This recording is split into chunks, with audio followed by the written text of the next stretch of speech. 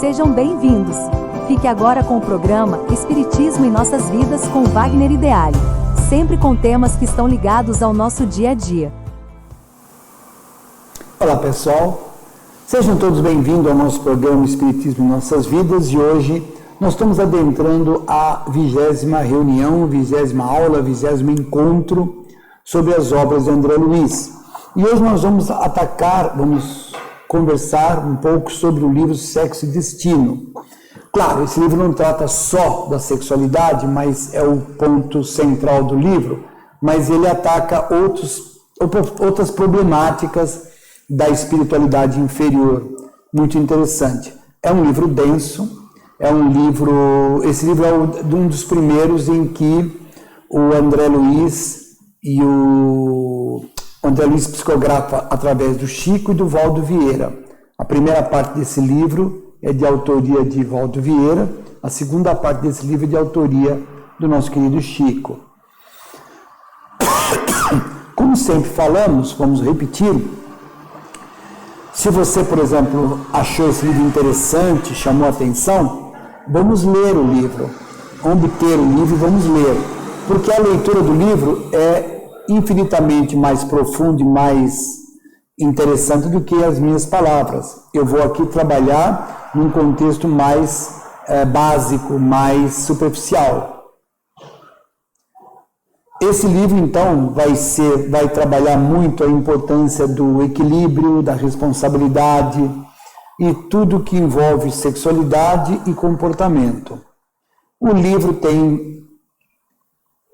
Eu escrevi aqui 20 capítulos, mas não são 20 capítulos, não, são 24 capítulos, eu errei, tá? O autor André Luiz e os médiuns é o Chico e o Valdo Vieira. Eu preciso corrigir essa telinha aqui.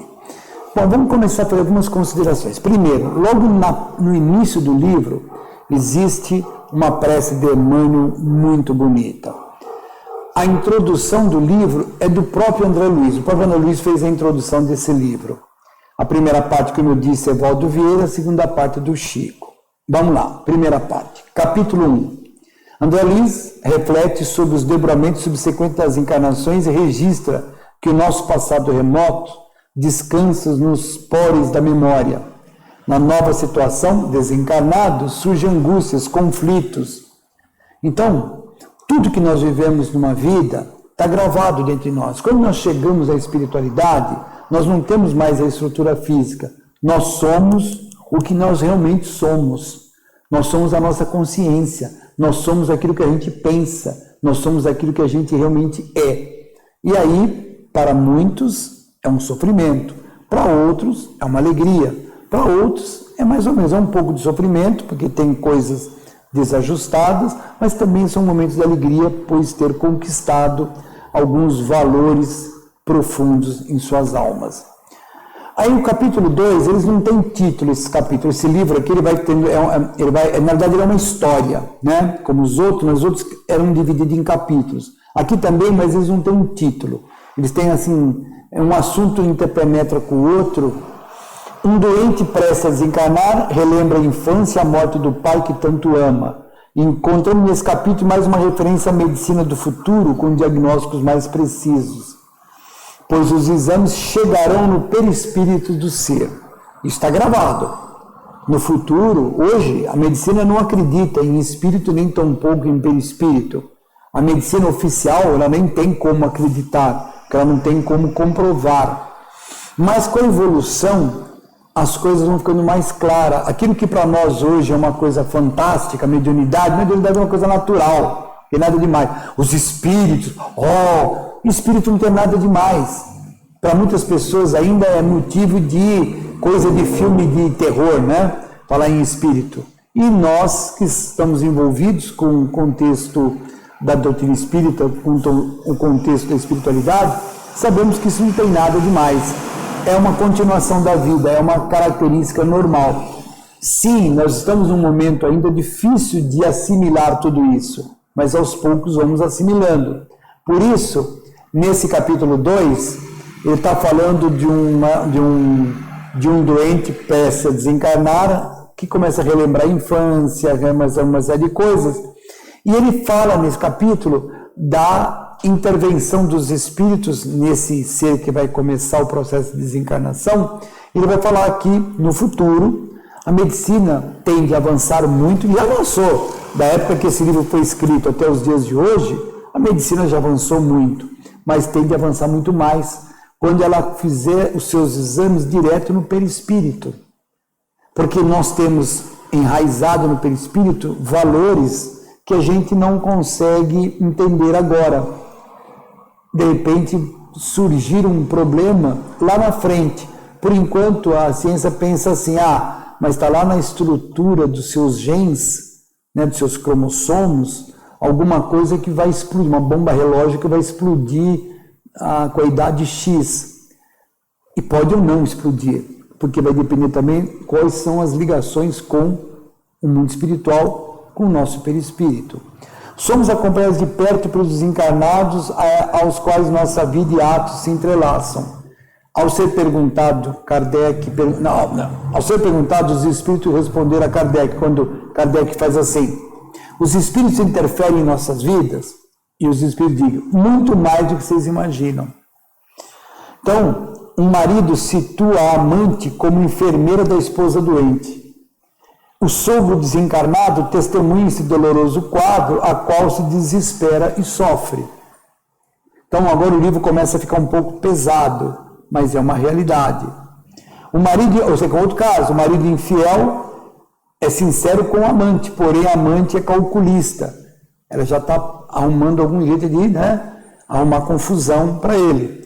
O autor espiritual, em certo ponto da narração, ele acaba se envolvendo com essa trama e começa a mexer com suas características sexuais.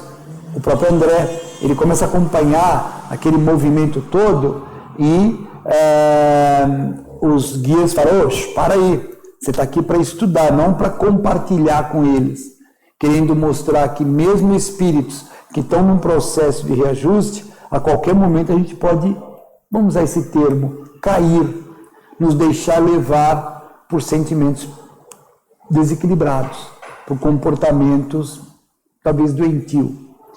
No capítulo 5, o espírito protetor realiza diagnóstico de uma doença encarnada. Você vê que lá atrás falou de uma pessoa doente, volta a falar de novo.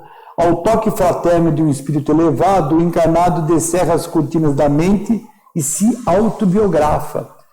Estando enfermo, descuida da saúde, buscando apresentar-se qual moço e capaz a amante, moderno e dinâmico. Os espíritos não aprovam o desequilíbrio moral, mas jamais recusa a medicação do doente. Então, mesmo ele estando doente, ele quer mostrar que ele é o bonitão para a amante, mas ele está mal. Apesar desse ato que não é elegante, não é correto, a espiritualidade não deixa ele sem o amparo. O amparo sempre vai existir. No capítulo 6 tem a ação dos espíritos trevosos, vampiros, expõe terríveis consequências para o ser encarnado, com eles sintonizam. A vigilância e a prece, recomendada pelo nosso Jesus, constitui poderosa defesa. Então, aqui de novo, nós estamos sempre envolvidos com espíritos, no nosso local de trabalho, na nossa casa, na rua, em todo lugar. Agora, compete a nós mantermos um padrão vibracional legal, com pensamentos, atitudes, tudo mais equilibrado. Estamos no trabalho, vamos nos concentrar no nosso trabalho. Estamos no momento de lazer, vamos ter o nosso lazer legal. Ou seja, uma série de coisas, porque os vampiros estão ali. E, num dado momento, nesse mesmo livro, vai ter um momento em que ele vai falar da pessoa que está se alimentando e os espíritos vampiros estão sugando a energia do alimento. A exposta à dor de uma adolescente que com 11 anos fica sabendo pela mãe adotiva que não é a sua mãe biológica. Inocente, sofre tremendas consequências por responsabilidade dessa mãe adotiva, que apenas tem consideração e cuidados para outra filha, sim, que é a biológica. Não bastasse esse problema, ela é vítima de assédio por parte de colegas. Então, é um drama terrível. E o livro, ele entra em uma riqueza de detalhes muito grande, que chega a assustar a gente. por tudo que é citado ali, mostrado. Mas é uma realidade que acontece e que seja para nós de lição, para que nós façamos das nossas vidas algo melhor. Capítulo 8 fica bem caracterizado que o momento da designação pode ser alterado. Nós vimos isso no livro passado, que a pessoa está para desencarnar e preces, pedidos de pessoas que a amam na espiritualidade conseguem, né, como é que eu vou usar a palavra? Alterar, adiar essa desencarnação.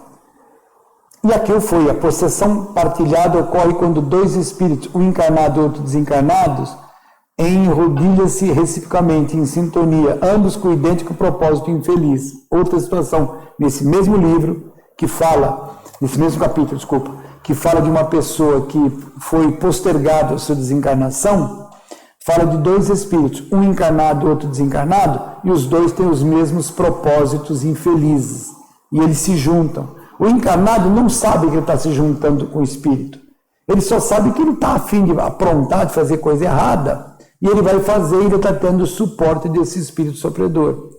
Depois os dois vão sofrer a responsabilidade de tudo isso.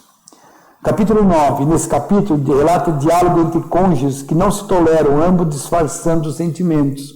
Mostra ainda a insensatez das entregas sexuais, movido apenas pela busca do prazer, sexo pelo sexo. Então, há nesse capítulo uma análise em cima desse tipo de coisa, né?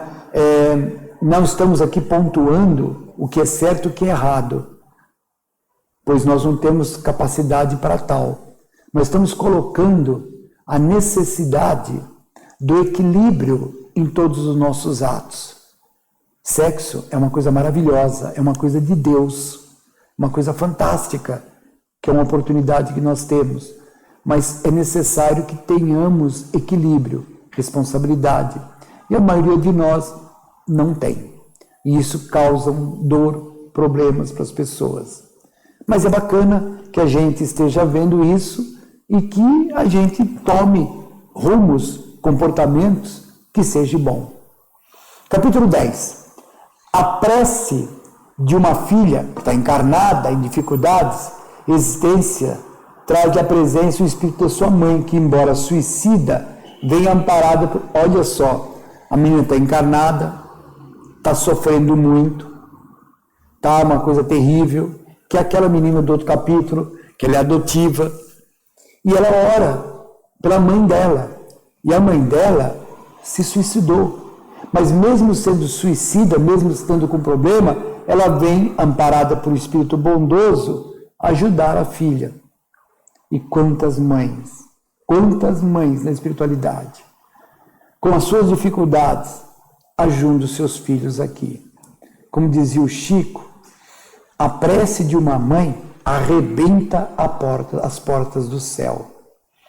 No capítulo 11, é permanente o auxílio do plano maior, até mesmo quando o atendido encarnado teima em buscar objetivos que não lhe façam bem. Olha só, a paciência é virtude exemplificada pelos bons espíritos, que não condenam aquele que fica alheio ao bem e que está recebendo e se mantém na ideia fixa negativa. Mesmo que a gente esteja errando, a espiritualidade não nos abandona. Ela deixa a gente sofrer as dificuldades que nós estamos semeando, mas ela não desampara, porque sabe que há espíritos que ainda vai demorar um pouquinho para acordar, talvez várias e várias encarnações, mas há espíritos que, apesar de tudo, vão despertar. Você imagina essa espiritualidade quando Saulo de Tarso mandava apedrejar cristãos e pintava os canecos contra os cristãos? Se a espiritualidade naquela época falasse, não, esse cara não presta, vamos abandonar ele. Não abandonaram ele, ficaram firmes. E ele se tornou um dos maiores apóstolos de Jesus naquela mesma encarnação.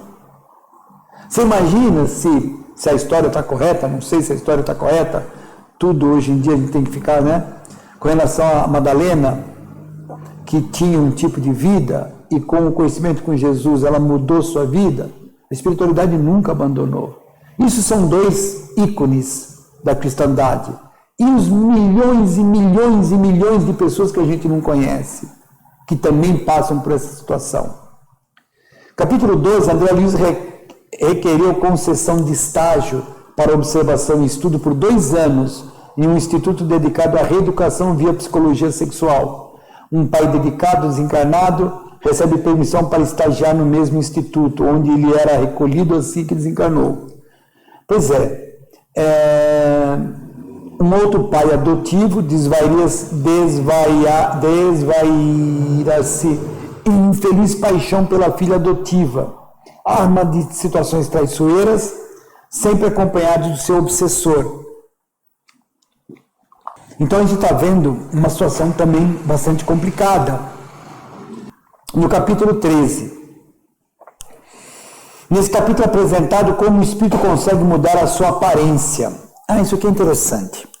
Isso aqui é muito interessante porque no capítulo passado, no capítulo 12, o André Luiz pede para ir para um instituto onde ele vai estudar o problema da sexualidade descontrolada. E cita o exemplo de um pai que tem um comportamento inadequado com sua filha adotiva.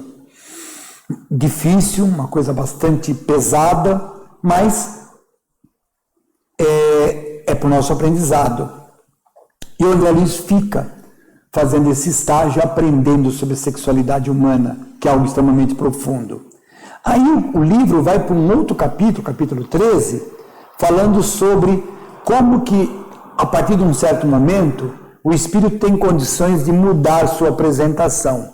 Há espíritos extremamente deformados, pela sua estrutura espiritual ruim, estão deformados. Mas há aqueles que não, e que ele molda a sua forma, ele aprende como mudar. Então você vai numa casa em que o espírito aparece de um jeito, porque ele quer aparecer daquele jeito lá naquela casa espírita. Outro aparece de um outro jeito.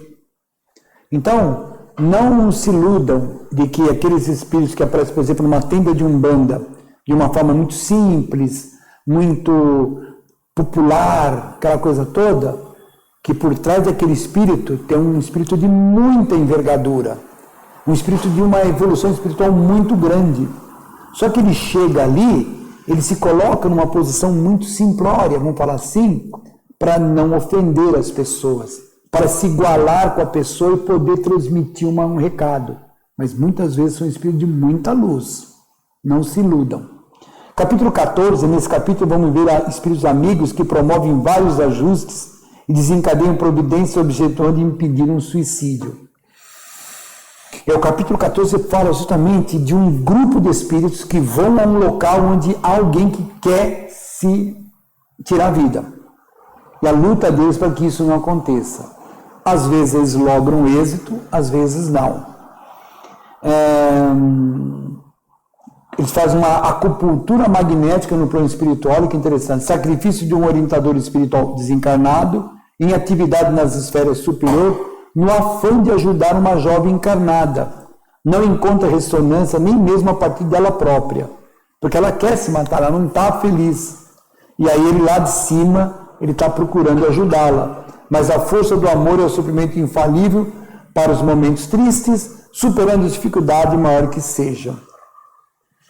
E aí, uma frasezinha para nossa reflexão: o amor jamais desaparece. A união das almas vence o tempo e a morte. E assim nós terminamos a primeira parte do livro Sexo e Vida, Sexo e Destino, e nós vamos, no próximo encontro, para a segunda parte e conclusão desse livro. Agradeço a todos a participação aqui do nosso programa. Fiquemos todos na paz do Mestre Jesus. Até o próximo programa.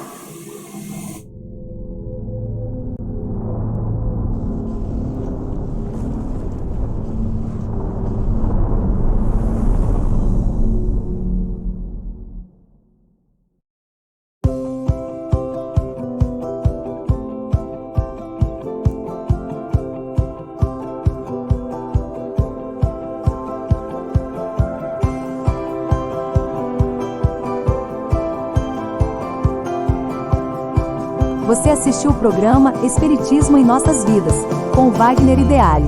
Rádio e TV Fraternal, sempre em sintonia com você.